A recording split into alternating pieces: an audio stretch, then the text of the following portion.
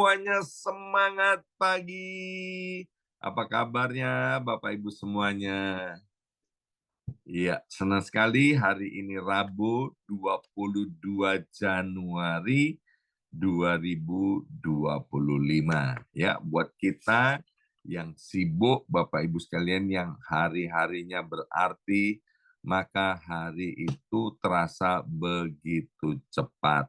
Tanpa terasa, sudah 22 hari kita ada di tahun 2025.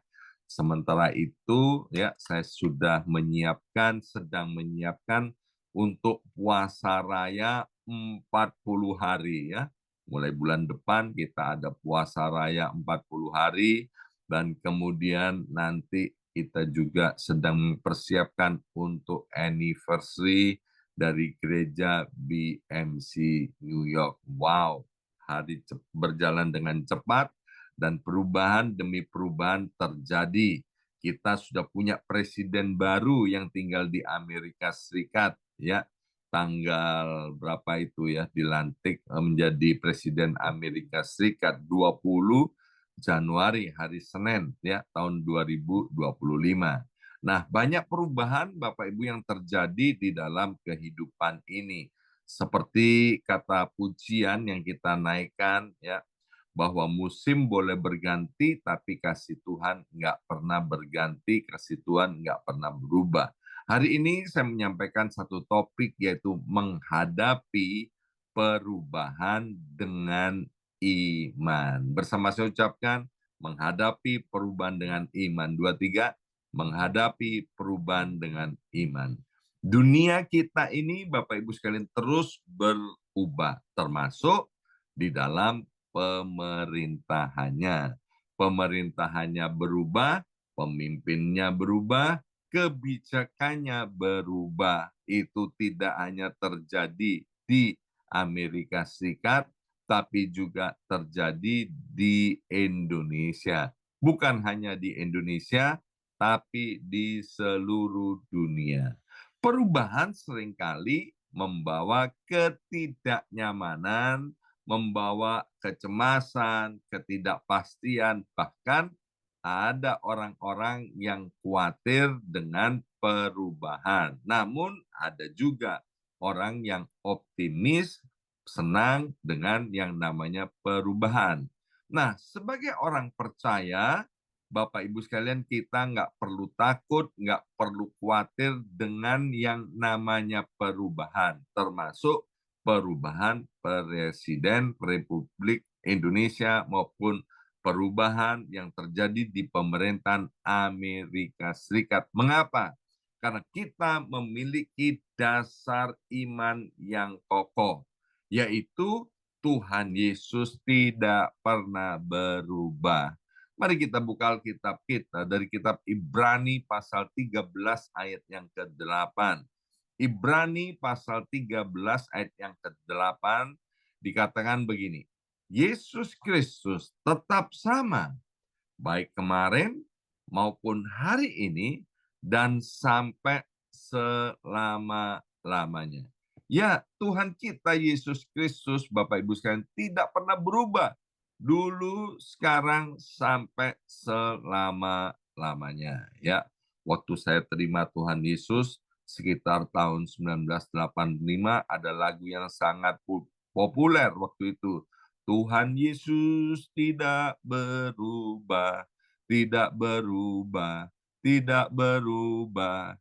Ya, Tuhan Yesusnya tidak berubah, tapi ada beberapa orang yang berkata, Tuhan Yesus tidak berubah, sayanya yang berubah, sayanya yang berubah. Ya, kalau sayanya yang berubah, berubah dari yang tidak baik, harus jadi yang baik dan lebih baik. Jangan kemudian dari yang baik menjadi tidak baik, Bapak Ibu sekalian.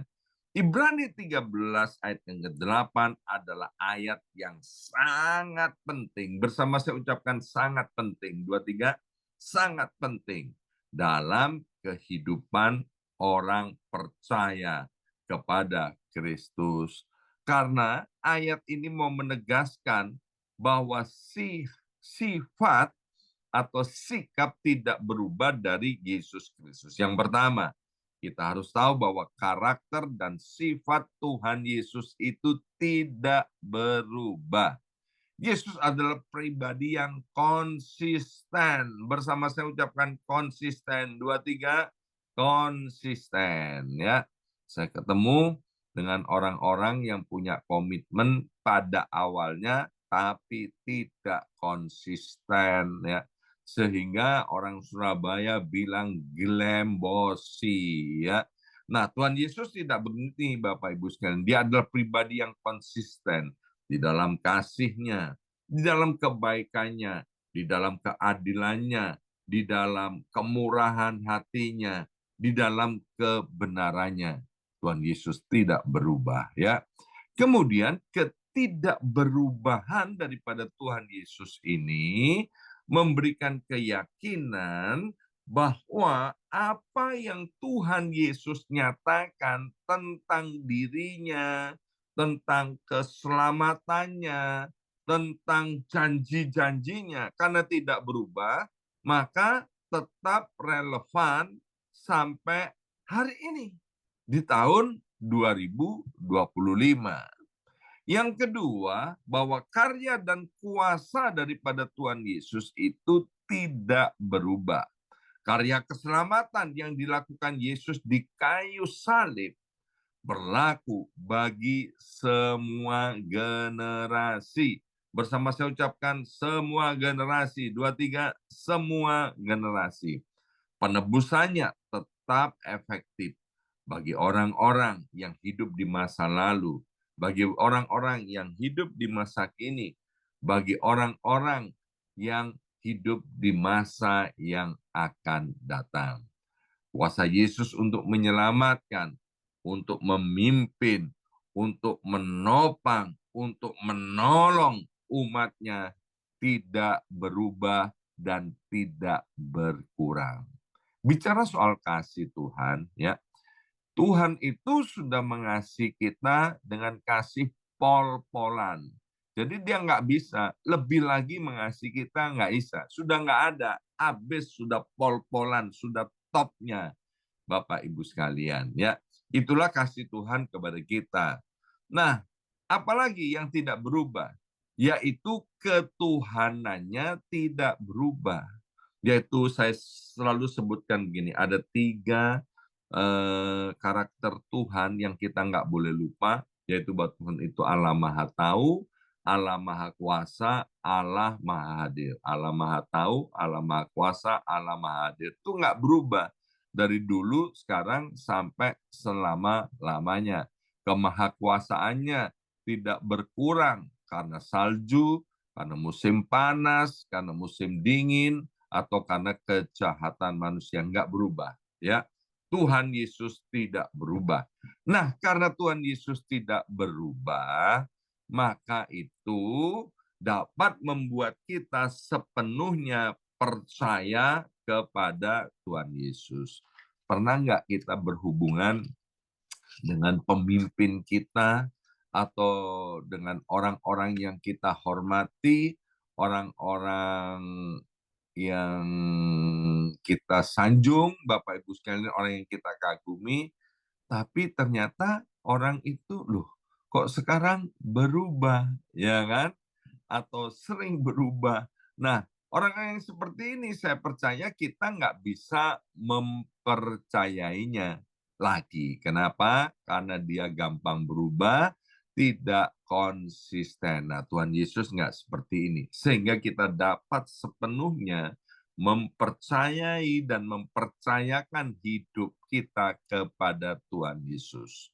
Dalam dunia yang terus berubah ini, Yesus Tuhan menjadi satu-satunya sumber pengharapan, sumber keamanan, sumber perlindungan yang dapat dipercaya karena dia tidak berubah. Maka itu kalau setiap pagi kita mendeklarasikan, menggemakan Mazmur 91 yang salah satu intinya adalah aman dalam perlindungan Tuhan, Bapak Ibu sekalian percayalah, memang hanya di dalam Tuhan itu ada perlindungan yang sempurna dari dulu, sekarang, sampai selama-lamanya bagi orang yang percaya dan mempercayakan hidupnya kepada Yesus Kristus. Karena Yesus tidak berubah, maka kita ini sebagai orang yang percaya didorong untuk tetap setia dalam menjalani hidup sebagai orang percaya. No turning back. Sekali Yesus, tetap Yesus sampai selama-lamanya. Please, jangan sampai ada di antara kita yang berubah cinta dan kepercayaan kita kepada Tuhan Yesus. Ibrani 13 ayat yang ke-8 menegaskan ketidakberubahan dari Yesus Kristus sebagai dasar iman bagi orang yang percaya. Dalam segala keadaan, baik susah maupun senang, dalam segala keadaan, baik di masa lalu, masa kini, maupun masa depan, Yesus Kristus Tuhan kita tetap konsisten dalam sifatnya, dalam kuasanya, dalam kasihnya, dalam karakternya, maupun dalam karya-karyanya. Yang pertama, kita belajar begini, Bapak Ibu sekalian, bahwa perubahan dalam pemerintahan adalah hal yang wajar, ya. Jadi kemudian kalau kemudian presidennya ganti, itu adalah hal yang wajar. Kalau rajanya ganti, itu adalah wajar, Bapak Ibu sekalian. Karena perubahan itu adalah bagian dari Alkitab, bagian daripada kehidupan.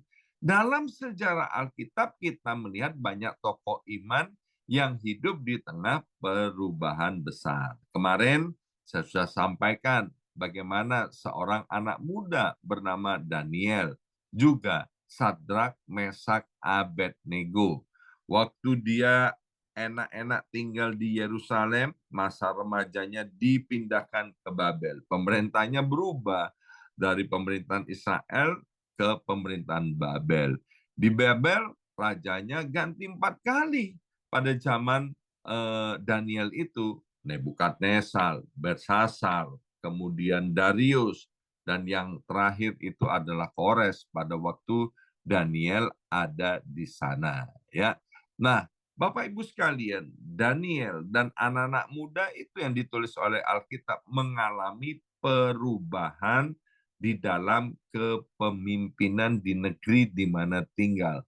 Namun, Daniel, Bapak Ibu sekalian, dalam menghadapi perubahan ini, Daniel dan teman-temannya tetap teguh di dalam imannya.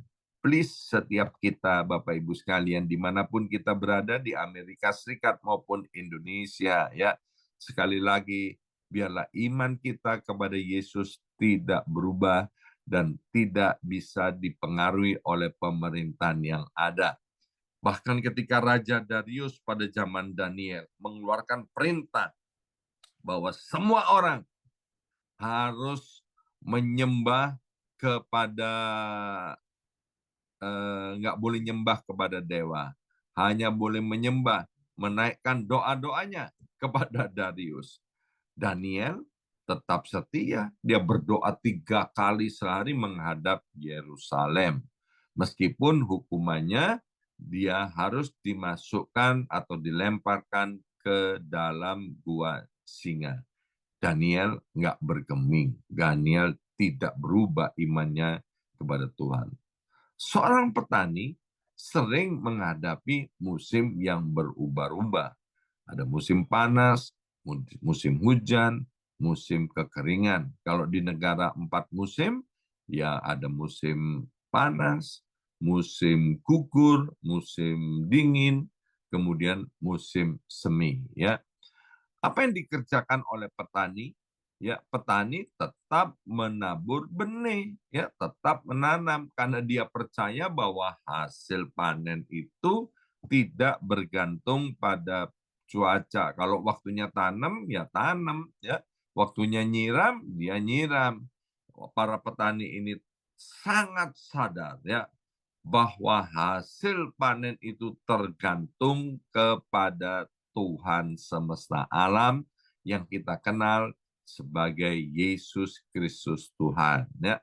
Demikian juga iman kita tidak boleh bergantung pada siapa yang menjadi presiden Amerika Serikat. Iman kita tidak boleh bergantung siapa yang menjadi presiden di Republik Indonesia.